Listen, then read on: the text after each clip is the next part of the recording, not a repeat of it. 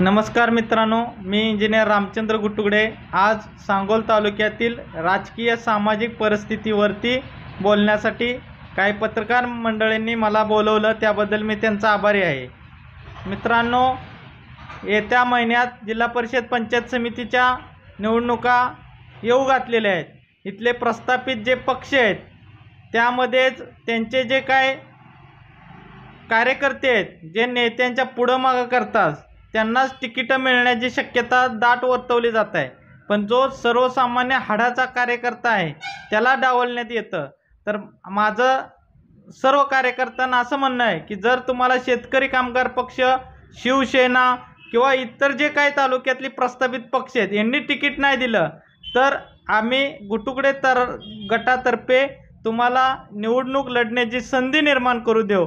कारण तालुक्यात सध्या एकही विकास काम 6 महिन्यात आमदार झाल्यापासून झालेलं नाही आणि माजी आमदारांनी पण जे काय केलं ते तालुक्याला माहिती आहे। त्यामुळं कार्यकर्त्यांची ऊर्जा वाढावी आणि नवीन तरुणांना संधी मिळावी म्हणून जिल्हा परिषद पंचायत समितीसाठी आम्ही रणांगणात उतरत आहोत। ज्यांना कोणाला संधी पाहिजे असेल त्यांनी आमच्यासोबत या। धन्यवाद। आमदार झाल्यापासून आमदारांनी काम कोणत्याच प्रकारचे केलं नाही का? आता तुम्ही मला एक उदाहरण दाखवा की बाबा 1 कोटीचं प्रोजेक्टचं उद्घाटन केलंय 6 महिन्यात, असं एक उदाहरण पत्रकार साहेबांनी दाखवावं। बरं, मग आमदार साहेबांकडे काय तुम्ही मागणी करणार आहे का कशा पद्धतीचं तुमचं स्वरूप असणार? विषय कसा आहे की त्यांचं ते स्वयंभू नेतृत्व आहे। त्यांनी त्या जे आपल्या जे काही चालू असलेल्या घडामोडी, जनतेचं काय जे काय हाल होत आहे, बेरोजगारीचा प्रश्न आहे, परत शेतकरी आत्महत्याचा प्रश्न आहे, याकडे लक्ष देऊन त्यावेळेस उपाययोजना करणे गरजेचं आहे। त्याबद्दल मी सांगणे इतपत त्यांना मोठा नाही, पण त्यांनीच ओळखावं की तालुक्यात काय परिस्थिती आहे। नमस्कार, मी प्राध्यापक RY गुट्टुगडे। आज लोकसंवाद मराठी या चॅनलनं आमची मुलाखत घेतली, त्याबद्दल मी तुमचा खरंच शतशः आभारी आहे। सांगोला तालुक्याची परिस्थिती गेली 6 ते 7 महिनं हे अतिशय बिकट झालेली आहे। खरं तर कोण बोलावं ह्या नेतृत्वाला आणि कोण सांगावं, नक्की जनतेनं समस्या कुठं मांडाव्या ही त्यांना प्रवेशद्वार राहिलेलं नाही।